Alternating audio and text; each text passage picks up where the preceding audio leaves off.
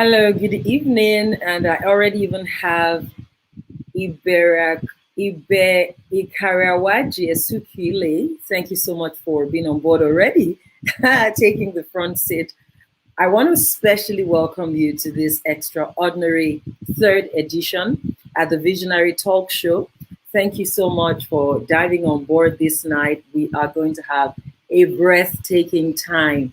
Your mind is going to be astonished by powerful wisdom that is going to help you create new realities in your life. I'm extremely excited that I get to sit with someone I really, really respect and admire.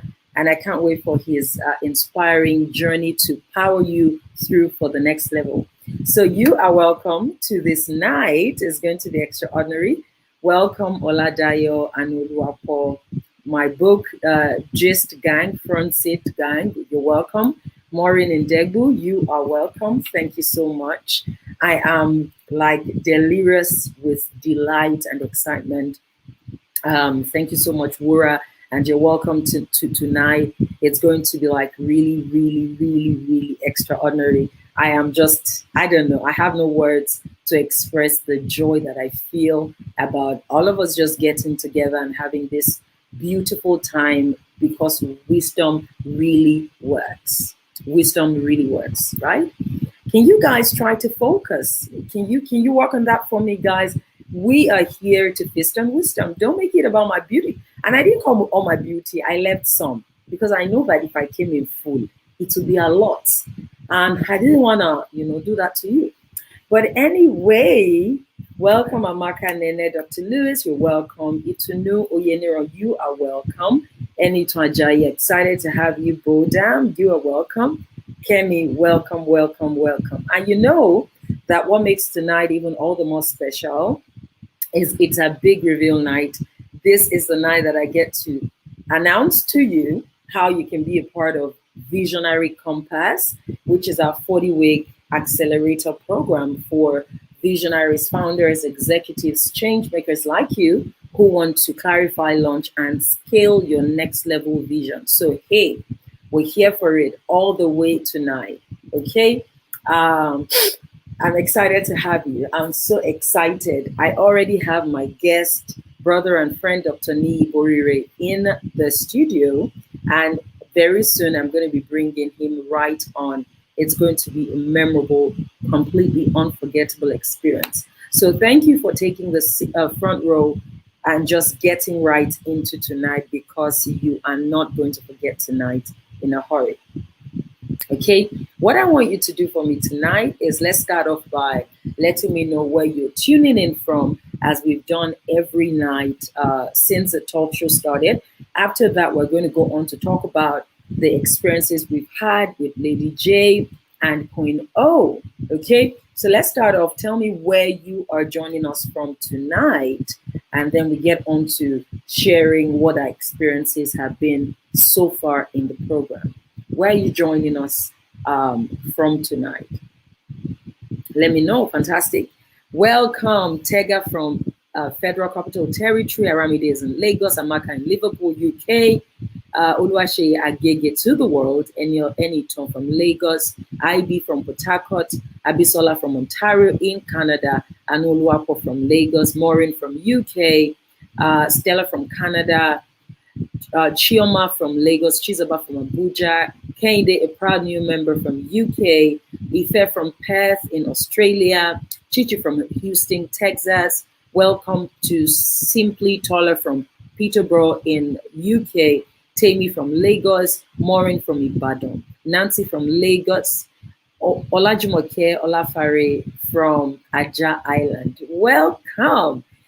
Josephine from Cape Town, Nene from Abuja, Oge Taiwo from Salisbury in the UK, Oluwaseun also from the UK, Temitope from Atlanta, excited to have you, Itunu from Lagos, Chema from Lagos, super, super excited to have you.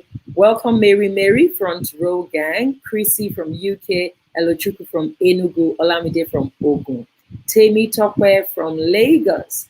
Very delighted to have you, my sister. Idote Hila is in. You are super welcome.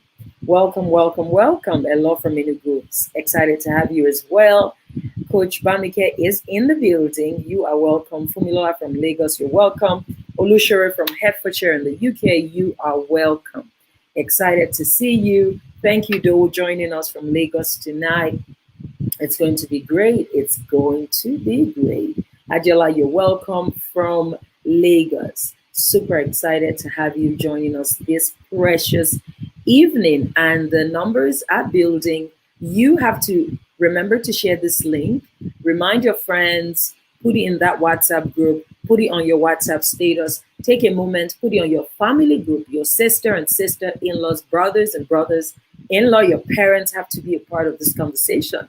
Okay, we're excited to have Anyekan from Dubai, Titilope from the UK, Simisolua from Ibadan. You are welcome. So take a moment now, and you want to take this link on YouTube, share it on Facebook, on Instagram, push out the email to your friends who have to be here, put it on your WhatsApp status, on your WhatsApp group, send it as an SMS, but boom, ensure that everyone you care about is a part of tonight. Tonight is extra, extra, extra, extra special. Fumilola, you are welcome, my doctor from Lagos, Nigeria. Super excited to have you on board tonight. Let's go on to talk about what has been the most, your light bulb moments, listening to Lady Jogotade on Saturday, listening to Queen Omomi on Monday. Omolola, welcome from Indiana in the US. Ofure, welcome from Port Harcourt. Let me know what stands out for you, maybe a quote, maybe the experience. What is your light bulb moment? What are you already working with? What are you most blown away by, and you want to make a change? You want to use as a tool to make a change in your life. Give that to me. I'm super delighted to hear what your experience has been so far with the Visionary Talk Show. So let me know. Remember, I said to you, it's the big reveal day. This is the day that you get a chance to literally change your life and change your capacity to fulfill the vision that is on your heart. Okay? You can get access into Visionary Compass. Finally, you can access Visionary Compass from tonight. It's our 40-week accelerator program for executives, founders, visionaries, and change makers like yourself. And it gives you an opportunity to be able to clarify, launch, and scale that big next level assignment that is on your heart. So if you've ever said, DDK, how do you do these things? Or you've ever looked at someone else and felt like, you know, DDK, whoever, like, how do you get this kind of results? Then it's important for you to be willing to make the investments that shifts you into a new lease of life and possibilities. Stella says, secret place for the blueprint. Lady Jogotade's session was fire. Enito Ajayi says, the power of solitude from Lady Jogotade was so powerful. I love it. IB says, Lady Jogotade encouraged me to keep putting in the work because all things will eventually work out. When she said, it took me 40 years to be an overnight success, it hit differently. Lara, you're welcome from the UK. Chichi says, can you please repost the video with Lady Jogotade? So that video is accessible if you are on our mailing list. We've shared the link with people on our mailing list. Because of how deep she went on her personal story, we thought to make it unlisted. So if you're not on our mailing list, our team is going to put up a link to our mailing list, and you can sign up, and then you'll be able to have all the replays available to you right in your email. I love it. Idowu says, just do you. And that's what you hear from both Jogotade and Omomi. Just do you. Everyone is going through stuff, treasure silence, but most importantly, your walk with God. I love it so much. Oluseyi says self-identity is key. Omolola says my light bulb moment with Lady Jogotade was stop creating product for my church people, but add value to people globally and to everyone. I love it. Lara says God himself will announce you when the time is right. Omomi spoke about self-identity and not wearing other people's label. Omomi's session was something else. It was so powerful. Like, she came with the beauty of vulnerability, and she taught us things that, It's underneath what people aren't talking about. But we all need these lessons if we're really going to be able to live our best lives. Olamide says the challenge to create products that will touch lives over the world and not just church people or believers. From Lady Jokotade was my light bulb moment. I love it. Abisola talks about operating from a place of weakness. So good. Lady Jokotade really spoke to this, how the world is all about people being powerful and being self-sufficient, but there is actually a dimension of power and strength that is in weakness. So good. Just so good. I love it. Okay. Chema talks about the fact that self-love is actually internal and not mainly external. And that has stuck with her from the session with Queen Omomi. I love it. Simlulua says, remove yourself from the noise. Seek God's help and counsel from Lady J's session. It was like I'd never heard it before. It was so strong. I'm excited.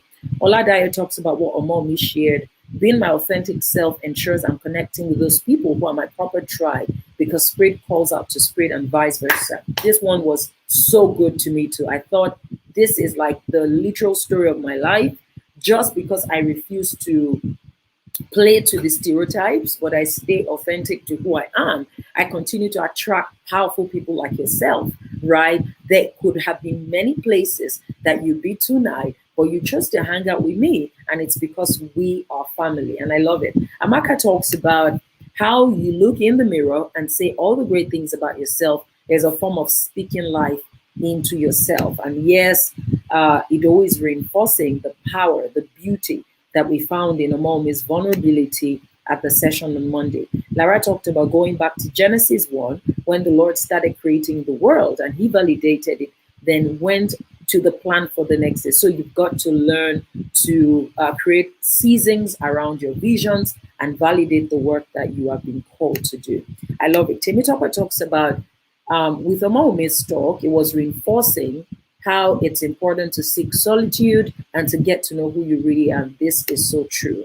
Olubimi talks about validation obsession as something that stood out from her, and you'd have heard it from even Jokotade's session, howbeit much more from Omomi's session. And then she talks about if you deliberately become something, if you're not deliberately becoming something, you become something anyway. That was so good as well. And Erkan says, Omomi revealed the importance of understanding your identity or standing the risk of falling prey to the various labels that the world puts on us. And this is so good. Fumla talks about crafting the message to reach a global audience, not speaking Christianese, but being kingdom-minded. That's so good. And there you have it, a link for you to be able to join, our mailing list, as well as access all of the replays from the Visionary Talk Show sessions. Some of them may really go so deep that we're unable to just put it for public access. But for everyone who signs up on the mailing list, you'll be able to access all the replays. We'll shoot you those links because we want you to continue to grow with them. Temitope talks about many highlight from the two talks. Joko's talk was basically God saying to me, that is a living example of where I am taking you to. Wow, so good. And Chichi talks about solitude and seeking God diligently for his will for your life. I'm going to take Josephine as we go on tonight in the session with my brother. Josephine says, I got this from Queen Omomi, that no matter what you're doing now, put your mind to it, learn so much about it. No knowledge is a waste. It will pay, it will pay forth one day. It will become valuable and useful, and that is so precious. Okay, thank you so much for really sharing. Amaka is still sharing about how she's reminded that God doesn't look at our age, but waits for when we are ready. Frank is also talking about how to have the right spirit as well as the right content. Guys, thank you for convincing me that you have been here, you've been taking these insights, you're not joking with these learnings, and you're going to work with this wisdom. I continue to, just really release my faith that this experience, this learning, these insights will be like a watershed moment for you, right? Will be a watershed moment for you. It's going to birth in you new dimensions of thought, because it is thoughts that produce new possibilities. It is new thoughts that produce new visions. New visions create new futures, literally. So a vision is literally catching the future from the womb of tomorrow and then incubating that, co-creating multidimensional spaces in the future. And I am just like, I have a great desire for each and every one of you. They are going to find your answers. You're going to have the strength, a distraction-free life that helps you move into your higher possibilities. Whatever things have been put in your heart that can give you capacity to create change, whatever things have been put within your heart that give you an opportunity to make a difference in the world, you're not going to shortchange yourself. You're not going to, you're not going to play small. You're not going to doubt your superpowers. You're not going to have a possibility blindness. You're not going to underestimate your endowments. You will go forth. You would find expression. The distractions will give way and you break into big possibilities. It's the year of the visionary. You're going to see it so vividly. You're going to remember that I continue to share it with you. It's the year of the visionary. It's the decade of the visionary. It's the year of the future forward female. So if you're here, it's like double advantage for you. You've got to step up, leveraging the endowments you've been given as a woman, and you've got to take your place, right?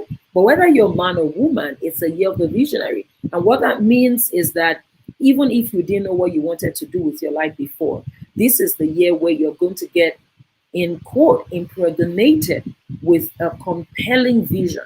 If it was not clear, if it was hazy and you were not sure what to do, you are now in the year where things will become so clear. You're gonna get a blueprint, and your teachers will not be far from you. I've been sent as a teacher for visionaries. It's what I've done actively in the last 7 to 10 years, right? And I have literally just condensed the proofs of the things that I know work into a framework, a methodology that I want to show you over 40 weeks. And you are going to carry that success framework into your decade, into the years coming. And you're going to be able to replicate your superpowers. You're going to be able to multiply yourself. You will take that idea and you'll be able to move it into an institution. In the course of the next 1 to 3 years, you'll literally be unable to recognize yourself. It's going to be so good. It's going to be so powerful. And the reason it's important now to step into your visionary state more than ever before is because it is not in the hands of the government to fix our communities, our countries, and our continents. I'm telling you, it's in our hands. We've seen it now. Even for more developed climes, we're starting to see that except we rise and we start to take our place, there are still things that will not be done, even when the system works. So imagine if you're of African descent or you are on the continent of Africa. There's no answer outside, visionaries who rise with a compelling desire to create change and begin to mobilize resources. So whether you want to build a university, or you want to start an investment club for rural farmers, or you want to run a coaching program for teenagers, or you want to write 100 books in your lifetime, whatever it is you want to do, you want to create short films that reorient, the populace about the power of right values, whatever it is that burns in your heart, you want to create new educational curriculum that integrates entrepreneurship from primary school level, whatever it is, you want access to healthcare for the vulnerable population, you want to do something with special needs children, whatever you've been given, I want to walk that journey with you, right? And that's why we are giving you a chance to join Visionary Compass today. Today is a good day to put an advanced payment down on the kind of life you want to live, on the kind of impact you want to make, on the kind of place you want to get to, on the kind of legacy you want to leave, on the kind of example you want to be, right? Today is that kind of day. And it's all the more special to me because you might be listening to me and feel like, DDK, my case is different. You don't know my story. I've experienced pain. I've experienced poverty. I feel limited. I don't know how to move forward, right? But I want to challenge you to just stay here. Stay here with us, right? There are things that you're going to hear today from Dr. Niyi Borire that will challenge you at a different level of being. is going to completely blow your mind, and is going to give you the tools that you need to make your purpose stronger than your pain. Okay? It's going to make your purpose stronger than your pain.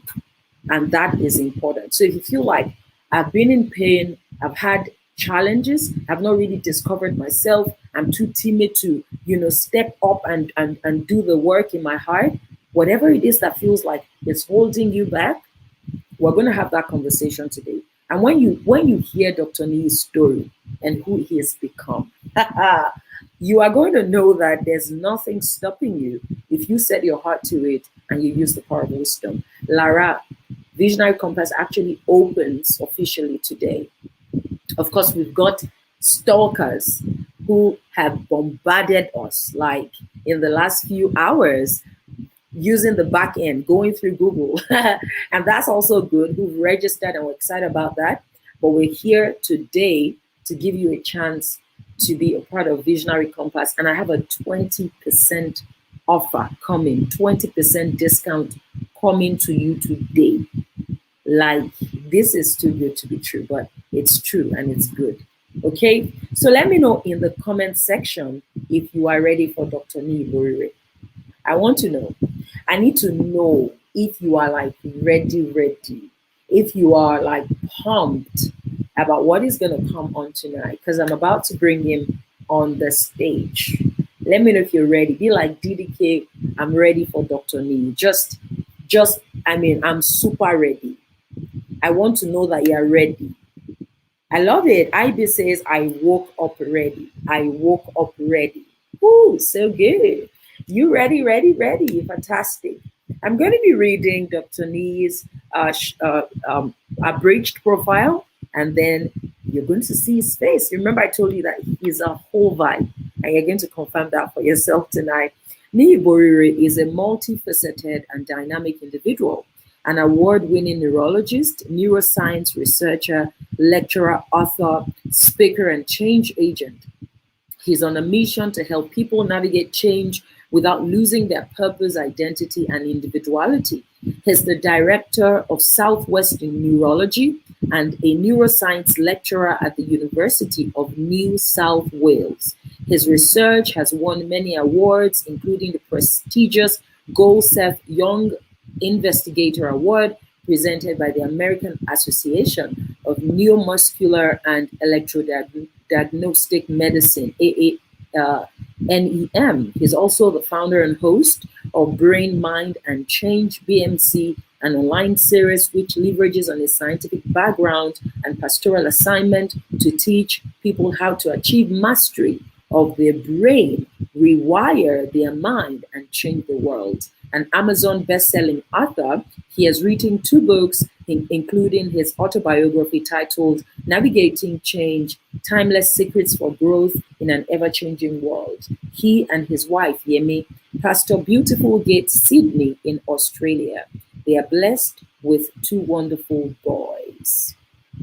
Guys, did you hear neuro, like brain, oh, hey, God, oh, like, that one is different. Brain's tough. So, I'm here for it. I'm just here for it.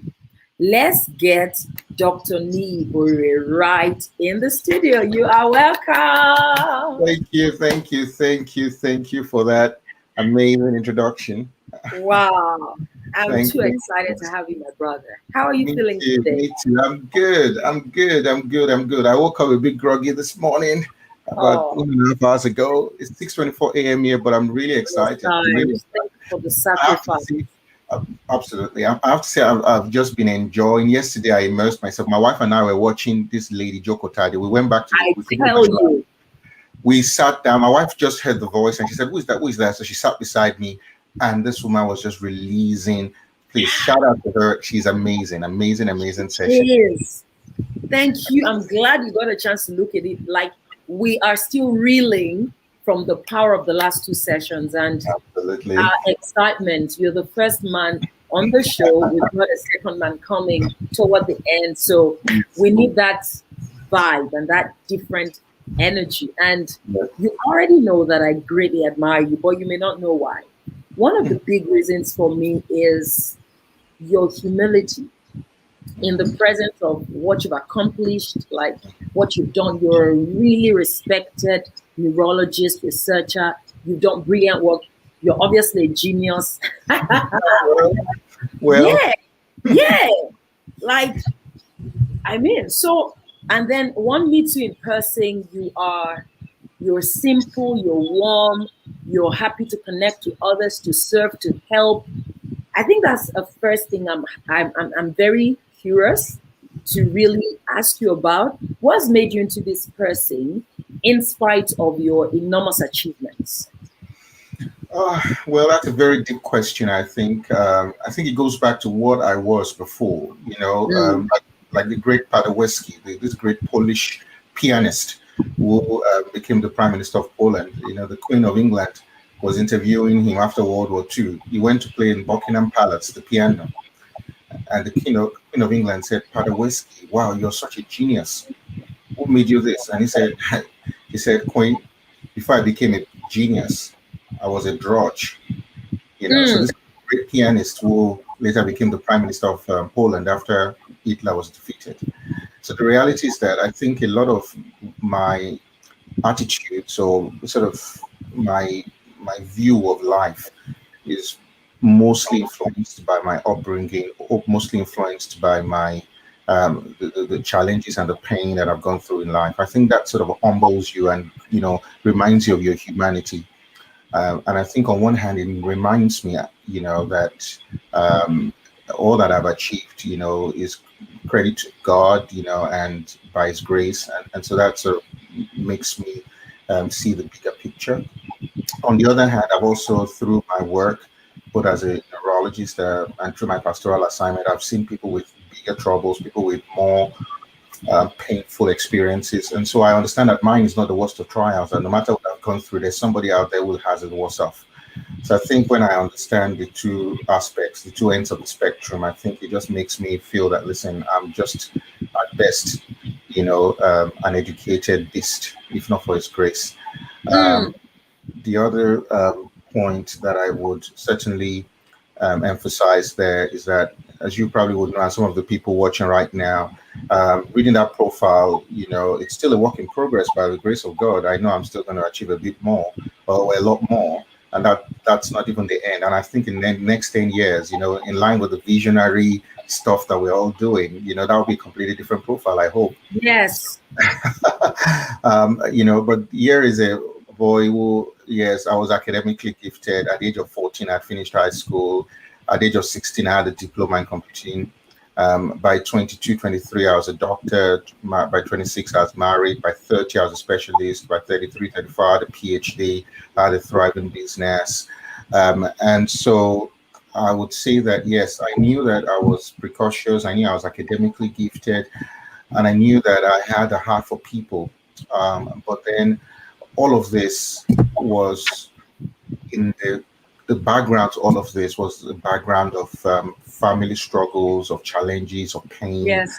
And if you have the chance of reading my book, which I'm not promoting, but as a matter of fact, we shall promote it. Yes.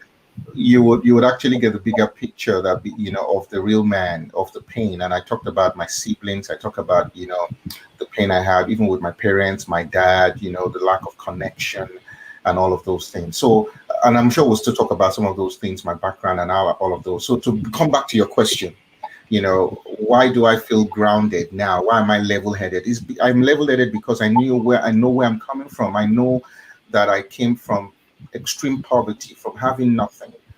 And I also know that where I am now is also relative. So I work with some people that have sort of achieved a lot more than I have achieved right now in every sphere of life, that I feel that this is nothing. And so I think that sort of, humbles me and gives me a sort of broader perspective to life. So, we ain't seen anything yet. Wow. I love it. So, oh gosh. So all across the compass, you look at where you're coming from, you look at where you're going to, you look at the challenges others are facing, you look at the success some have, and ultimately you're just like, I'm work in progress, and where I've come to by grace, and there's still so much ahead. Oh gosh, touches me very deeply. I want to jump on poverty a little bit. What we've been made to believe is that a poor background plays a significant role in shaping your mindset and your relationship with money. Yeah. And that people who are from a poor background could get caught up in a scarcity mentality. But you are by every standard in dollars, quite a wealthy man, right? Yeah. What is that? What is that journey like, right? Is it true? Did you have to do a lot of work in rewiring your mindedness perspectives and your relationship with money to be able to steward money into wealth in your life today? Or, I mean, did it matter that you came from extreme poverty? And what role did that play in fact, I'm almost also asking the next question around how are you able to be both very cerebral and very like academically gifted and still like really entrepreneurial? I don't, Yeah. people would expect someone who's looking at human brains and all that to be able to run a thriving Just in the lab, business. just in the lab, hey. Exactly. Well, I think, I think it still goes back to my background. Okay. So we were initially, I'll tell we were middle class. So just to give you a bit of a background, my father met my mom. My father was in his early mid 30s. My father married a bit late because he came from the village in Ondo State to Lagos. For those who are in Nigeria, or for those who are not from Nigeria, Lagos is a very big city in southwest Nigeria. So my father traveled down, was a printer. He went to Yaba College of Technology, did a degree in printing, a diploma in printing, and worked at the Mint where they print money. So he was a printer. And my mom was a supervisor in Nitel those days until she was retrenched by the Buhari government in the early 80s. And so when they got, they met each other, they were middle class. My father just started his business. They were quite good. And they would tell us stories of having dates in London on the weekend. So my father would drive from Mint to Nitel, pick up my mom with 2 tickets to London without, those days they didn't need a visa. So they would just get to the airport. All right. My mom would ring a friend to tell her mom, because my mom was the last born, her siblings had married, so she was just with her mom who was uneducated. And my mom would go to London, all right?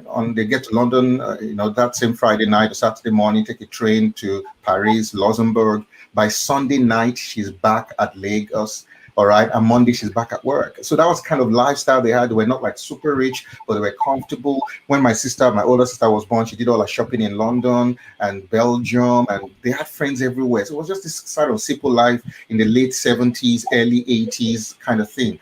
But my father's business crumbled at some point, and when his business crumbled, of course, when people suffer and people go through hard times, the next thing they turn to is religion.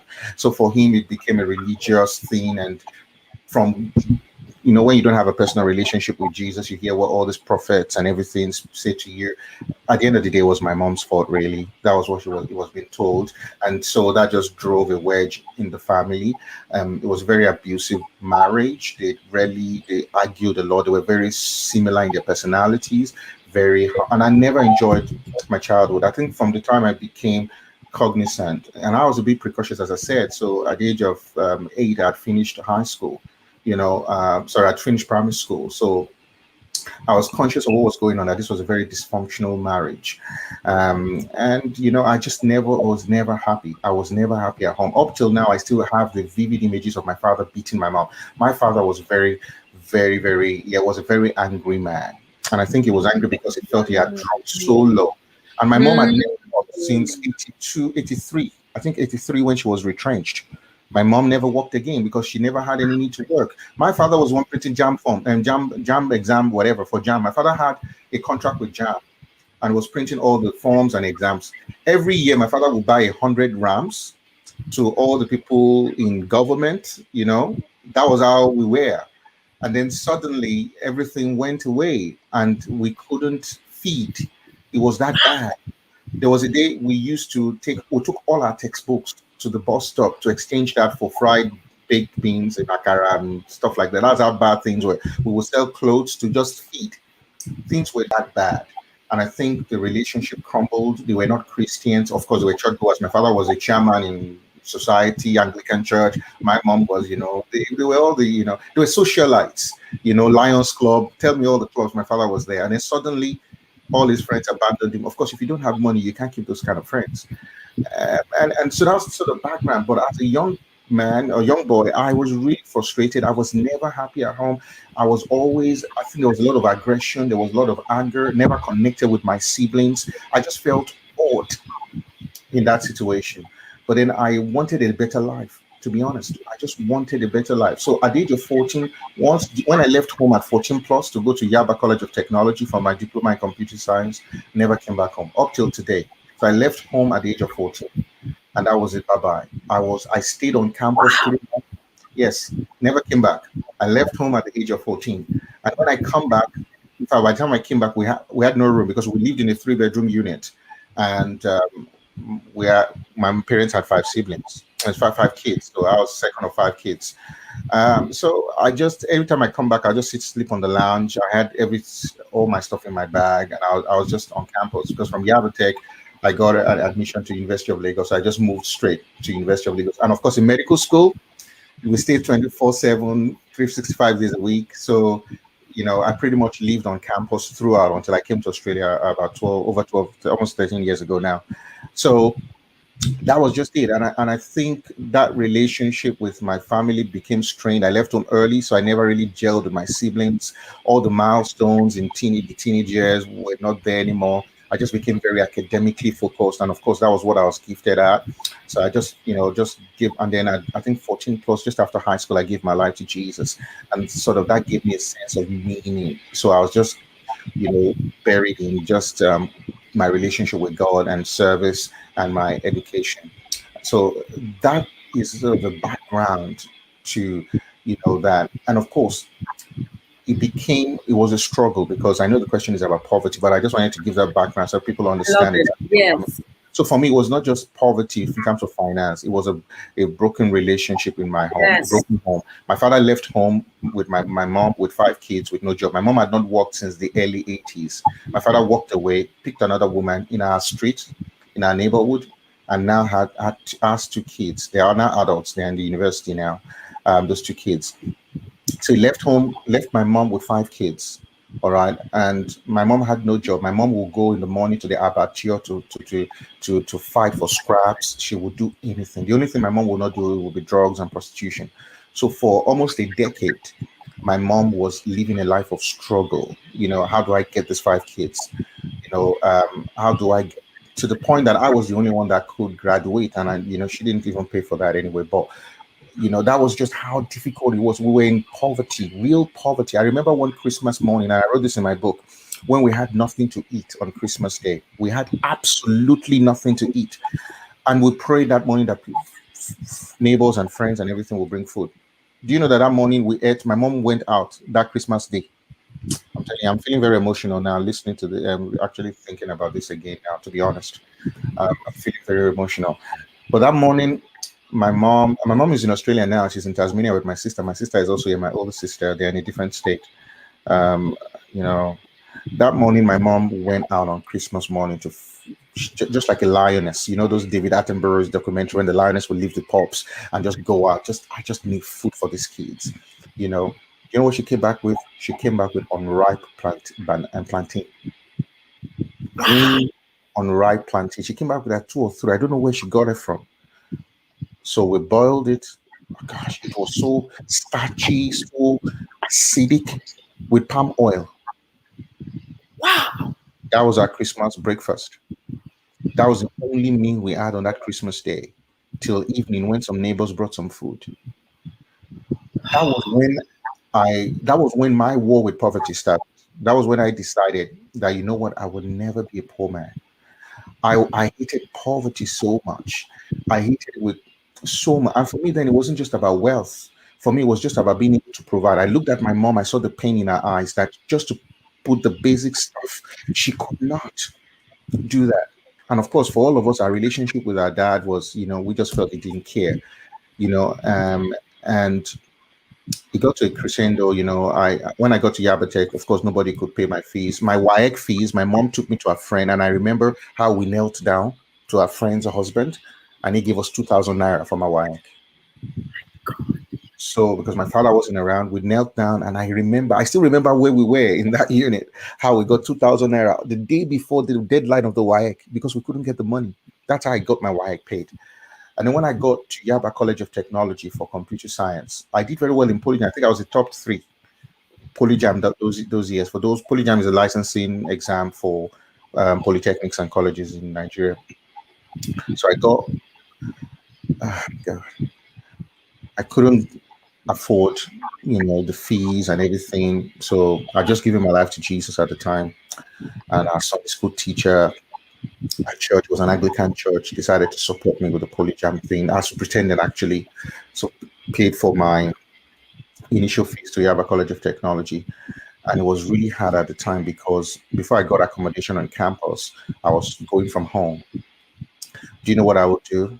I would leave home with my bag. I used to have a black Bako sack, like a shopping bag. I put in my books, wrap it, right? I had 1 or 2 shirts. One of them it was my father's old shirt, had, what do you call this button kind of thing, almost like what the soldiers used to wear kind of thing. It was a horrible pink shirt. Can you imagine? Pink shirt with a keto. All I had was the only shoe I had was a keto sandal, a blue keto sandal. Can't forget. So I would take my keto sandal, same shirt almost every day. I just had 2 shirts and 1 pants, and so I washed them and everything.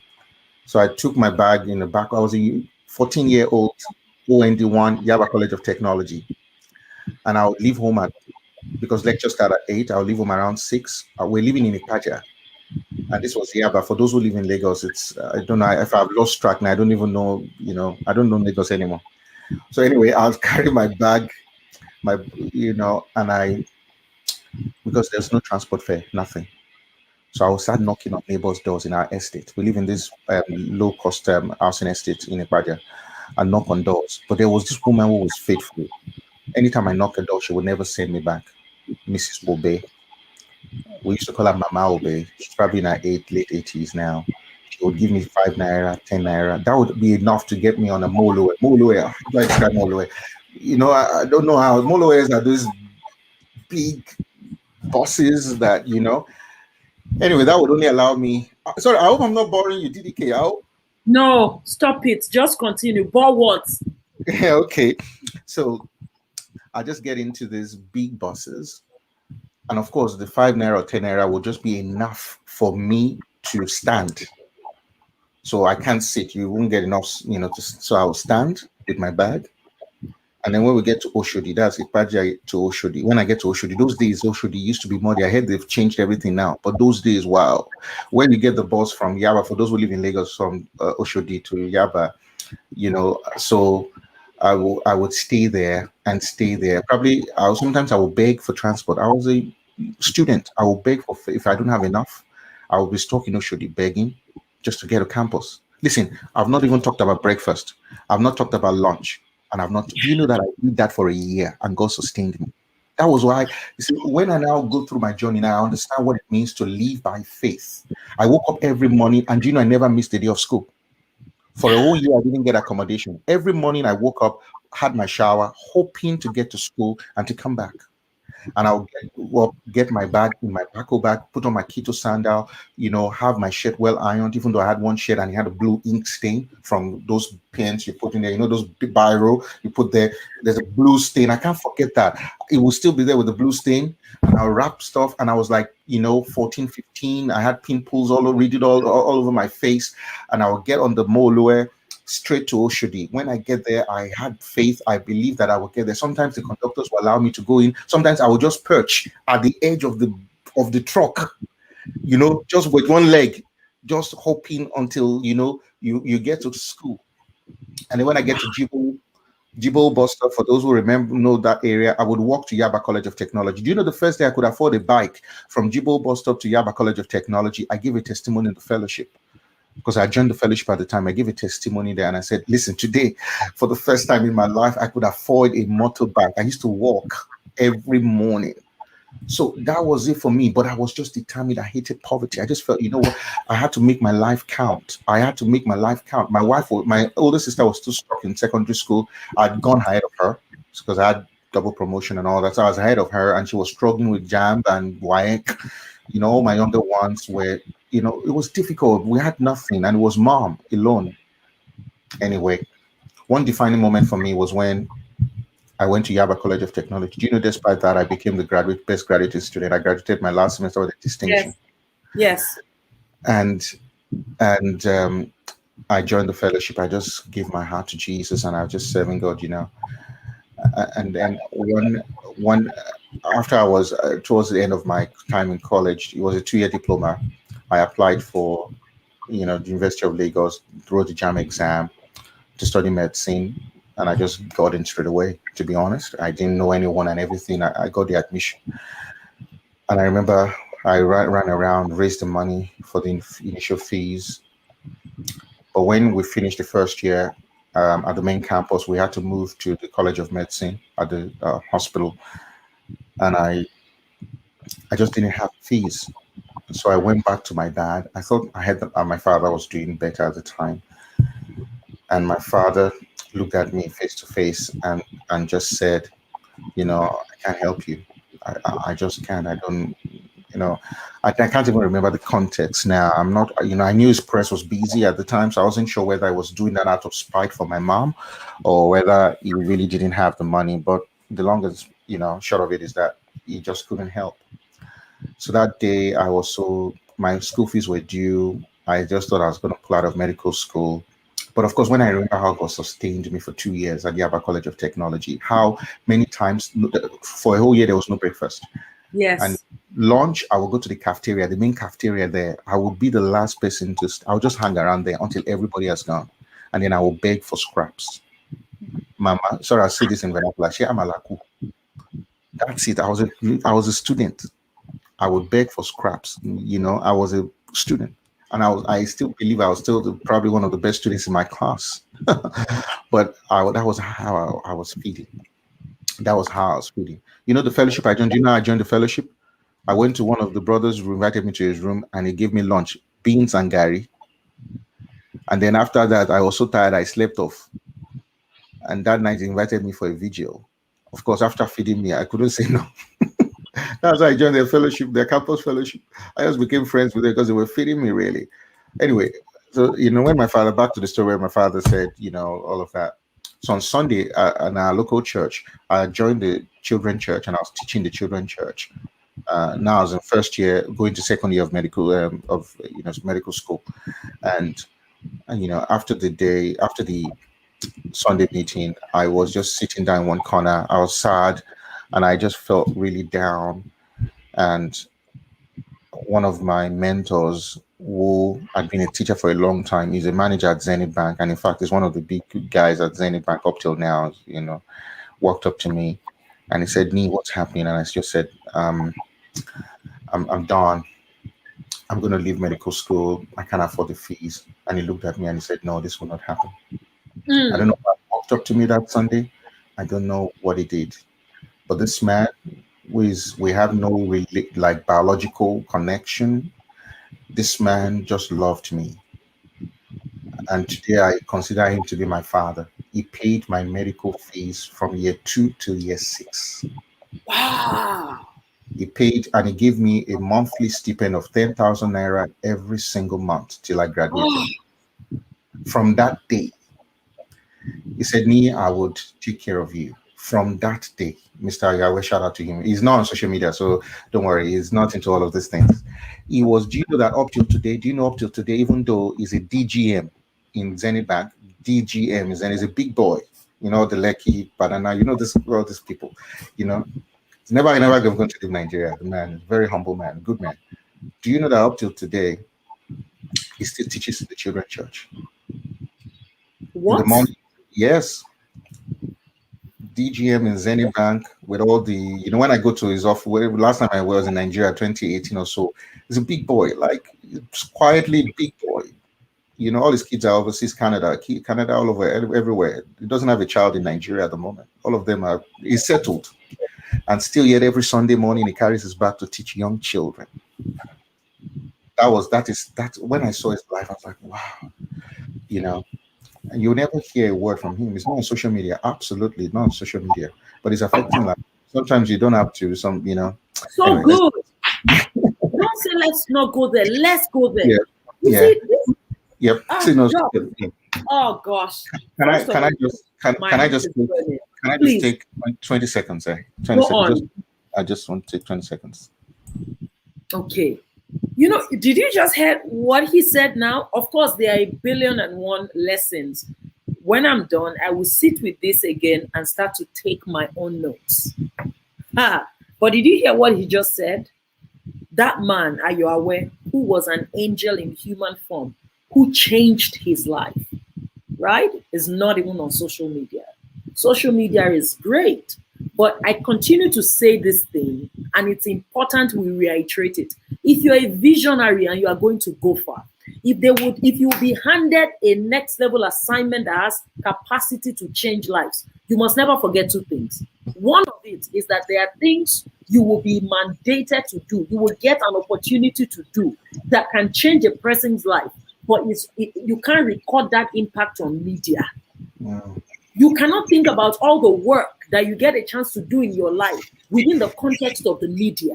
You can't continue to play for the gram. That's the first thing you must note as a visionary. We've got an example in Mr. Yuawe, blessings to his heart. The next thing is there are people that you require for your next level to birth legacy leadership who you can't even connect with on social media. So this thing that makes you believe relevance is all based on this social media matrix is unhealthy. There are people that you will beat your pathway to search out at the back end of spaces and places. And they are influential, powerful, wealthy, wise, but they don't even have an Instagram handle. And this thing has to be, we've got to crack and get it right. Yeah. So, sorry. Yes. Can I just say something to that? Do you know that week I had a reason not to turn up to church? I had a reason not to, because I came from campus. Remember, I was on campus at the time. So I used to come from campus back to Ipaja to teach in a children's church of an Anglican church. It was an Anglican church. It wasn't a Pentecostal church. I would leave the campus every Sunday, travel at my own expense to teach young kids, because I was a children's church teacher. And he was teaching the older kids, I was teaching the younger kids. I turned up that day, despite the fact that I knew that on Monday, despite the fact I knew Friday was the deadline. Friday was the deadline for school fees. I knew the deadline was passed. I knew I could not pay my fees. I thought the next Monday I was going to defer my admission or give them an excuse. But I turned up. And I didn't go to him. It wasn't even in my radar. Thank God I turned up. Thank God we finished the service. And thank God I was there. And he approached me. And I told him, I didn't try to hide it. I didn't try to, and that relationship was forged. Do you know that my story is so complicated? We can't finish this. You have to bring me back another time. Yes. I'll get to write it. No. Yeah, I'll bring you back. Do you know that? So you asked the question about the entrepreneurial spirit. Yeah, of course, when I was on campus. So when I was on campus, I paid for my sister's NCE through Mr. West support. And also I was saving. So the 10,000 naira I was getting every month, I paid my sister's school fees. I paid my brothers, Neko and Waek, all of them. Now, every single sibling I have is a graduate, like of my mom. And my wife and I, by God's grace, will make sure that happened. All right. My brother is now an economist in Italy, in Trieste. He's married with a son. My older sister, we brought her here. She's doing quite well with her husband, and they're based in Tasmania. My younger sister, she's also doing quite well. She's actually joining us soon. And then the other sister into business. They're all graduates. All of them, University of Lagos, Ondo State University. 2 of them from University of Lagos, and 1 of them, my brother, we sent him to University of Trieste in Italy, and his graduate is, studied economics. So that was all these 5 kids. And now my mom today, the same woman that was bashed and could not, today my mom has been, since March last year, my mom has been in Australia enjoying life and everything. And house to my sister's house, and she's going to be here maybe for another 1 or 2 years. Like, she doesn't want to come back. All right. So this is the same woman that, hustled and hustled and hustled. Now, but the point I wanted to actually bring out before we got to this point was that when I finished so throughout medical school, it was a bit of a, I was doing business here and there because I had done computer science. I was very good with data analysis. So all the people that in medical school who were not good with analyzing data analysis and doing their projects, I would do all of that, SPSS, Info, all the different data analytical tools. I was good at that. So all the master students, final year medical students, I was charging them 1,000, 2,000. In fact, I had people working for me in medical school. Especially in my final year, I had a cupboard full of money. All right, in that year alone, I analyzed about 33 projects, 3,000 naira. So I had people that was paying 10 naira per questionnaire. Most of them were KAP studies, so questionnaires. So they will enter it into my software. So I give them the software, they will enter it, and then I will do the magic behind the scene. So I had that. When I was in medical school, I was working as a doctor's assistant in a hospital in Surulere from Idiaraba, where we. So once we finish lectures, I'll go do a night shift, all right, with the doctor, just assisting and everything. And then I'll finish at 6 or 7 o'clock, get a bike. By 8 o'clock, I'm on the ward drive with the consultant. All right. So that was it. I was hustle and bustle. But I just hated poverty. I felt I just needed something. I needed to provide. And while I was on school, I was paying the bills at home. I was paying for a lot of things at home. So even though I was a student, that was my life. My mom would call me, oh, we need to pay for security in our clothes. I will send the money. I was a student. And that was basically how my life was. So when I became a doctor, my father came back home just when I became a doctor. And then he insisted, I don't know what happened. I don't want to go into the details between himself and my mom and blah, blah, blah.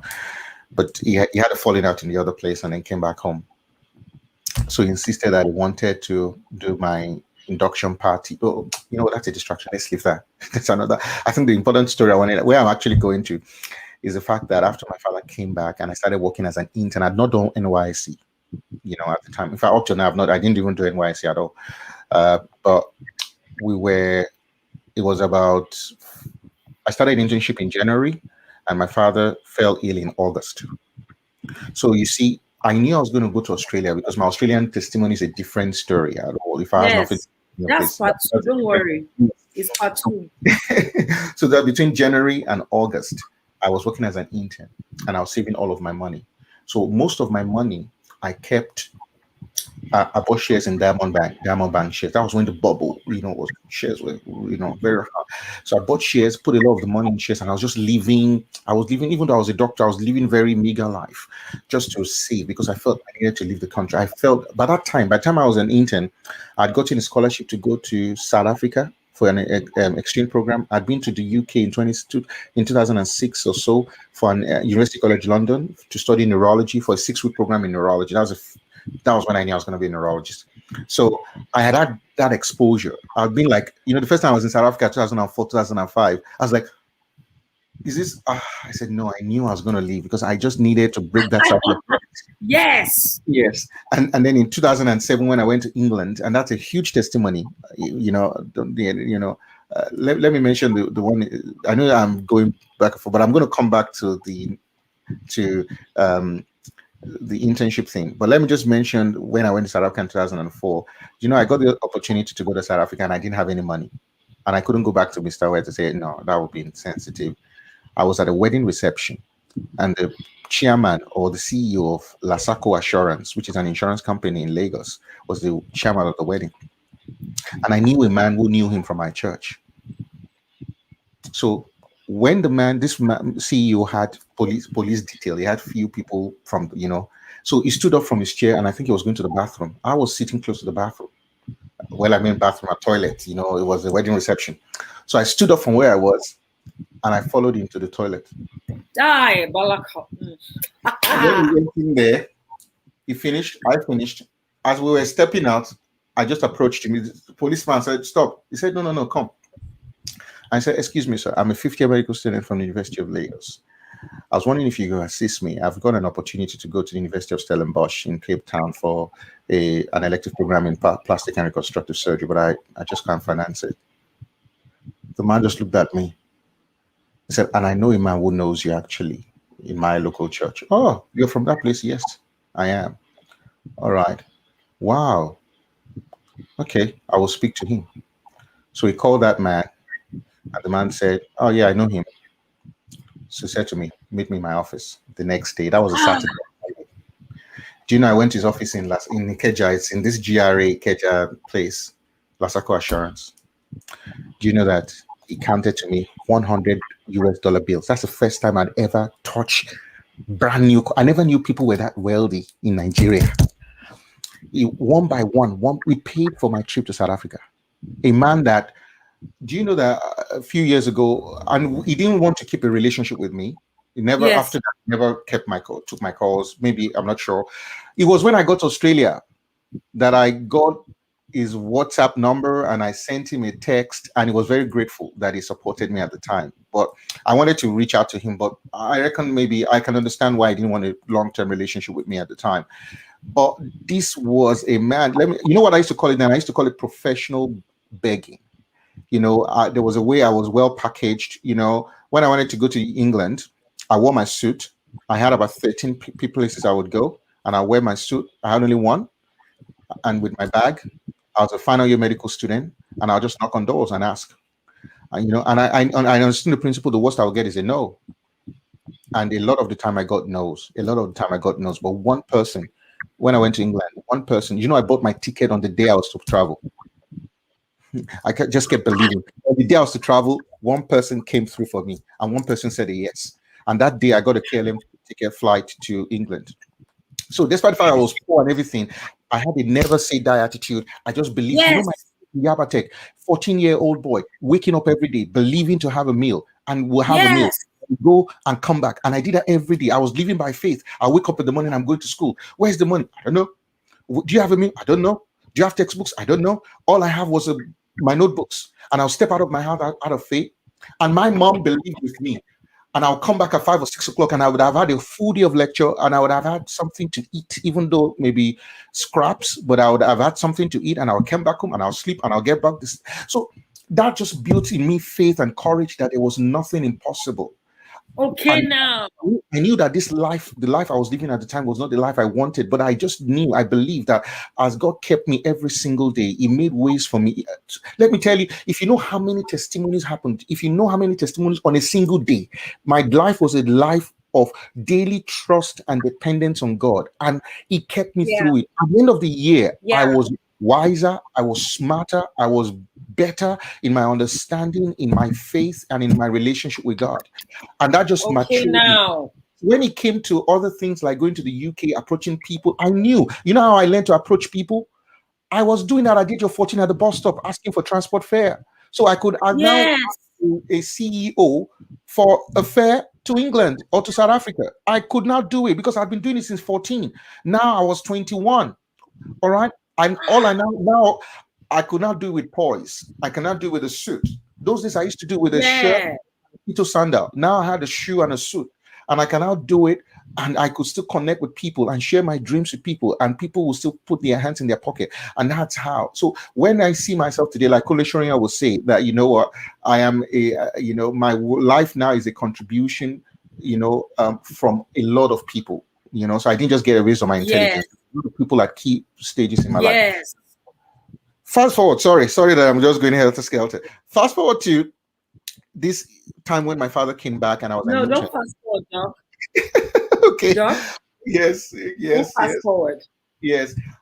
I want you to hold it. We've not even talked about the topic because I had one or two comments. Yes, but it's okay as God leads us. Just tell me to stop whenever you want me to stop, because I can. This is my life story, so I like hearing. So I stood there. I was an intern, and my father came back. No, I don't want you to tell the intern story yet. Doc. Okay. Yes. Can you hear me? Yes, I can hear you. I don't want you to tell the intern story. I'm reserving it. Yes, I want to take a break. Yes. Because, like I said, we want to have our big reveal before Doc goes on this. Like, my heart is burning, like I'm having to hold myself together. And I can see from the comment section, guys, that you are catching this raw. There are too many powerful, profound insights in the middle of this life story. One of the things that is hitting me the most is how a person takes, a pen and flips it to a tool for purpose. And I love when you said, look, I had now mastered this professional begging. I mean, I would beg for transport fare at 14 with my pink shirt, ink stained pink shirt and keto sandal. Now I got a shoe and a suit, and I can speak better. So you were still using the tools that were forged in pain, right? We want to go on to the big reveal. I want to spend just a few minutes before we come back again to Dr. Niyi. My mind is blown. I want to take a moment, right, to speak to you. If you're listening to me in this moment and your heart is burning because you've caught a vision, you've caught a picture of a better tomorrow. That's a vision. You've caught an idea. You've caught something that awakens you to the truth that there's something on your inside that is an answer for the world, right? If you're listening to me tonight and you know that even if you don't have it together, you still got the ink-stained pink shirt and your keto sandal. If that's the phase of life you still are, but there's an answer burning in your heart. There's something that you believe you carry. I tell you what, this is the true gold. Vision is the true gold. You may not have all the money. You may not have all the belief. You may not have all the support system. You may not know how it will all come together. But if you are currently pregnant, I'm speaking to you. If you are currently pregnant, God has ordained a midwife for you. We all need midwives. We need the right environment, the right knowledge, the right tools to accelerate us on the path of destiny. We're in a destiny decade. We're in a time when the nameless, faceless, clueless, unknown, who are at the back end of nowhere literally, are going to be transported to the front line just by the principle of faith. Faith is not what you think of it. It's not name it and claim it. It is vision. Faith is vision. Faith is the risky adventure of believing enough in what you carry that you're willing to put something on it to move it to the next level. That's faith. It's vision. It's the risky adventure of believing enough in that thing burning on your inside. So if there's any solution that is on your inside for education, healthcare, entrepreneurship, agriculture, entertainment, medicine, whatever, technology, whatever it is you're carrying today, and you're saying, DDK, I've got this idea. And let me tell you what, when you've got a vision to change the life of others, your life gets changed. I've been on the path of vision for the last decade and a half, and it has made me into who I've become. Not the smartest, not the friendliest, not the prettiest, not the wealthiest, but vision has forged the best of me, and the journey is still on. And that's the journey I want to invite you on. You see, people might be fixating on make-believe, but I give it another 3 years. There's a big bubble that is about to burst.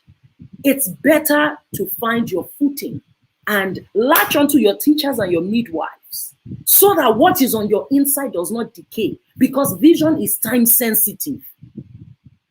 Vision is time sensitive. It's possible that you've heard a lot of things and you're in a place where you're just almost cynical.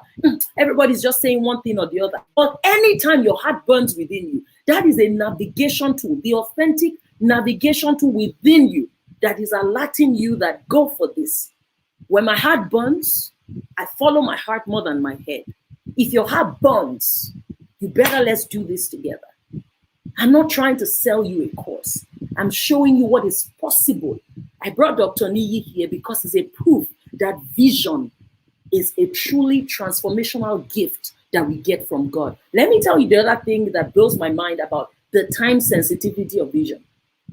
Because God is hard-pressed to change the world through humanity. God changes humanity through humanity because man is the methodology of God. Because he's hard-pressed on time to create a change for the world and for humanity. What he puts in your heart is time sensitive, and you are not irreplaceable. You are not indispensable. So you would notice that it looks like those who work and who have high turnaround rates with their vision, who go ahead and master execution, they keep getting results. They keep getting new ideas because God is an investor. He begins to trust those who know how to steward the vision he gives to them. Stop sitting on what you've been given. right? And getting results is not copy and paste. It's really working with teachers ordained for you, mentors, midwives who can help you release it. And that's what Visionary Compass is about, right? That's what it's about. 40 weeks, I stay with you. I go on that journey with you. When you come out at the end of it, what you become will keep speaking for the years ahead, for the decades ahead. It's about legacy. That's the journey we're on, right? And I want to just challenge you to look beyond your limitations, look beyond your excuses, look beyond your fears, look beyond your money mindset challenges, and make a determination that this, if it burns in your heart, I want to challenge you to go for it. I'm going to show you a few testimonials, right, that I want you to look at. This is Yagazi. Yagazi says, since working with DDK and using some of the strategies she shared with me, I've been able to relaunch my profitable photography business program with a lot more students on board. She's shown me how to thrive through systems, connecting with different people and becoming aware of my limitless potentiality. DDK is patient, attentive, thorough, and has a very systematic approach to problem solving, right? I want to show you what Bisola Kuku says. Bisola Kuku is a business planner in an upstream oil and gas company. She says, as a coach, DDK shows you what is possible, why it is possible, and how you can actually make it happen. What makes her absolutely unique is because she shares from the depth of her own journey and experiences, as well as breaks everything down in such a way that life hits you. I'm going to take just one more, right? Abisola Richard Obomo says, DDK is in a class of her own. The way she effectively and graciously utilizes humor and down-to-earth methodologies to teach life-changing and mind-shifting concepts is second to none. And here's the big reveal, guys. I want you to get on Visionary Compass. With all my heart, I want you to get on it. I want you to make this the beginning of beginnings for yourself. It's the game changer. We're together 40 weeks, 3 trimesters, 8 core modules. I'm going to show you what I feel like is the biggest gift in the program, right? And it's my visionary, it's my execution blueprint. I give you an execution blueprint, 40 weeks. I show you what you need to do, whether you are at the launch stage, the clarify stage, the growth stage, or the scale stage. It's MBA grade stuff, no fluff. I'm telling you, when you come out, you will master both the visionary success side of things, you master the execution side of things. You will be hot. And let me tell you why it's important. People think that all they have to say is, oh, God, use me. Just make me significant in my generation. I want to solve problems. I want to create change. But that's not how it works. Notice that the one who had 2, and multiplied it, the one who had 5 and multiplied it, when the one who had 1 lost his talent, it was given to the one with 5. If you do simple mathematics, you will be like, if the person who had 5 multiplied and made it 10, and somebody else has 2, multiplied it and made it 4, who should have been given? You'll be like, what is fair is you give the guy who has 4 so he can have 5. But if you give the guy who has 4 and he has 5, if it multiplies it, it becomes 10. If you give the guy who has 10 and it becomes 11, if he multiplies it, it becomes 22. God is an investor. So in the year and the decade of the visionary, here's the secret. You must become the person who has capacity to radically multiply and improve on what you have been given. Whenever God finds visionaries who can run quick, and that takes practice, it takes schooling, it takes adventure, it takes faith, it takes mastery, right? The moment you become that person, they'll be dropping stuff on you. And when you create value at greater levels, you're going to walk in wealth that becomes transgenerational. I'm going to be bringing Dr. Niyi back on, and I want us to get into that internship experience. But today, I'm giving you up until Friday, 20% off completely, right? 20% off. All you have to do is use the code 20 off when you get to myvisionarycompass.com. I don't take stories. I don't take scorpions, beggings when the doors close, right? So you want to take quick action. If you want to ask questions, you want clarity, I'm going to set up a private call for those who are interested, and I'll share the link with you. I'm happy to help you make the decision easier. But I'm telling you, I'm on a journey with high growth visionaries this year, and I'm going to be literally replicating my best with the best of the visionaries. That's the work I've been giving. And I'm taking this to different parts of Africa in the course of this first year. And then we go out of the continent in the second year. But in this first year, I'm working actively with Africans in Africa and Africans around the world, because the light that is required to quench or to shift the darkness on this continent has to really shine bright. Okay, so when you're done today, you want to head down to myvisionarycompass.com and you'll be able to get into our 40-week accelerator program. No fluff MBA grade stuff that is going to shift you into legacy leadership this year and this decade. You deserve a place and at the front lines. And Dr. Niyi is starting to show us that it's got nothing to do with your background, but everything to do with the kind of person you are becoming. And you need a midwife to steward that journey, okay? We are getting back on with Dr. Niyi, and let me know if you need any kind of support.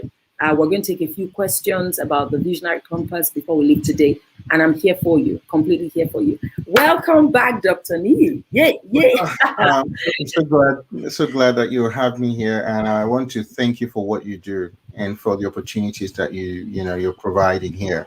And I hope that everyone watching will will give this a very deep thought and consider joining this program, because I believe, I've just been on the website, actually. That was what I was doing.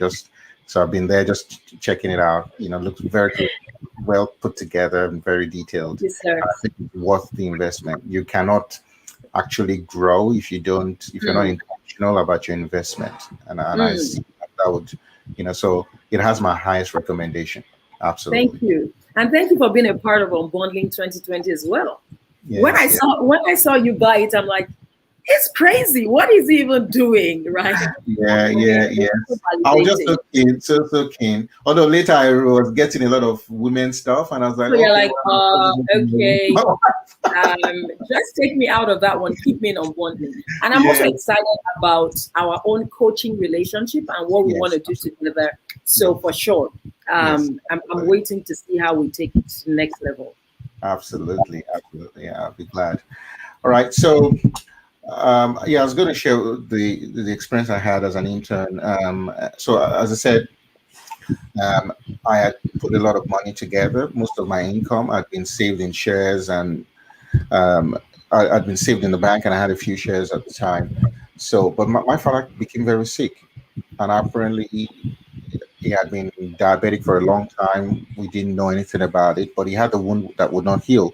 So he was admitted. I went home actually one day, and I saw him with a wound on his leg. And I said, Dad, we have to go to the hospital. I took him to the hospital, and we found that he had no blood flow to the leg. He had what we call peripheral disease, which is when the arteries in the legs get clogged up. It's very common in diabetes. You probably would know that diabetes is the commonest cause of non-traumatic amputation. So a lot of people get amputated and have amputated limbs from diabetes much more than any other disease apart from road traffic accidents. So the leg became gangrenous and had to be amputated. Wow. So he had an amputation, and unfortunately the wound broke down. Of course, infection control is very poor, nursing care is very poor. He became very sick. He had bed ulcers everywhere, even though he was a patient in the same ward where I was working, which was also very embarrassing and traumatic. We couldn't afford a private wing of the hospital, and I felt being in the public hospital was better because it required so many operations, and most of the specialists were there anyway. But he just became very sick. All our money was spent. Every single cent was spent, and all I had left was what I'd bought in shares at Diamond Bank. and a few other shares that I had, which I just left. I felt okay, I was going to travel to Australia, so I keep all of this. But unfortunately, on the 2nd of November, I was at that time I was pastoring the youth church. Now in our church, I was pastoring the youth church. So I got up that morning. I was going to preach in church, and I just wanted to go to the ward to say bye bye to him that I'm going to church. I'm back because I was living on campus in Luth. But I'll travel down to church and I'll come back. I got there and I saw they had passed away overnight. Wow. Yeah, so he had died. So I went to his bed, lifted up the blanket and saw him. He was 61 when he passed away. And I went to church. I didn't even tell anyone. I just told them not to tell anyone. So I went to church, did my thing. After the service, I came home and I told them, and it was very devastating, at the time. And so, we went through all of that. It was difficult. We were in debt, so much debt that, the hospital refused to release my father's body. Wow. Yes. And yeah, I was a doctor at the same hospital. So I went to the head of pathology, the former head of pathology, who used to be a professor. And I told him that, listen, I had a distinction in pathology and morbid anatomy. I had a distinction. And that, and he remembered me because I was the best student in that course. And I said, listen, this is what has happened, So he wrote me a letter. So, and then I took that letter to the hospital, and then they said, okay, yes, it's one of our staff. So they wrote off that time close to ₦1,000,000 was what was owing. So they wrote that off. This was 2008. So they wrote it off, and then they released my father's body. So we got that done. So you see, all of that experience, and that was just the week my father died was the week I paid for my Australian exam. And how did I knew God wanted me to. I'm not going to go into the Australian story in interest of time, so we can talk about other things. But that my father died on a Sunday, and I paid for my Australian exam to travel to Australia on a Tuesday. The money I used was the money that I was supposed to pay to the hospital for my father's surgery. It was now up to about 100 and something thousand. I had borrowed it. So I borrowed the money the week before to pay for an operation, which he was supposed to have. So I just felt, you know what? Let me just empty my account and just do this. So I took what was left in my account with that money and I paid for my Australian exam straight away. And I'm glad I did it. Otherwise, I would not have. And here I am today. That same after my father died. I just got the visa to travel down here, and I even go here. Let me mention this, and then I will sort of pivot on the topic, which is triumphing through vision, or and how your purpose can be stronger than your pain. That was the lowest point of my life at the time. Where my father and we never really got along. The first time I heard my father say "I love you" was on his deathbed. Wow. This was a man that we really never got along, to be honest. And I felt that a lot of the issues we had, I thought at the time, I actually felt a lot of anger towards him. I felt a lot of anger towards him. I just wasn't happy with him. And in fact, if you read my book, you will see some of the encounters I had. We had fights. When I was in university, my father and I, he angered me enough. In fact, my son, who is now 10, was reading my book, and we made him read the book. And he was like amazed that I had a, physical altercation with my dad. Of course, I was reacting to him. He attacked me, and I just got angry and I lost it. Of course, which I say with a sense of regret. But that was the thing. I never really liked him. Because I felt that you left all of us when I was a teenager, just like, 13, 14, to meet another woman, and left my mom, and we're in abject poverty with no income. I felt pained. And I want to confirm from the audience if I'm the only one, but I feel like I'm struggling to hear now. Okay. Please let me know in the comment section. Could it be on my side? Can you hear Dr. Niyi clearly?